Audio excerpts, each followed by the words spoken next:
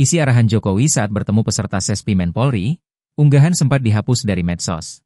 Presiden ke-7 RI, Joko Widodo, memberikan arahan kepada peserta didik sekolah staf dan pimpinan menengah, Sespimen, Polri.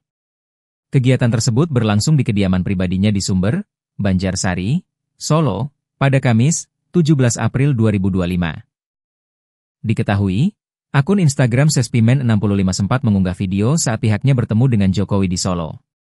Namun, pada Sabtu, 19 April 2025, sekira pukul 16 WIB, unggahan tersebut sudah tidak tersedia.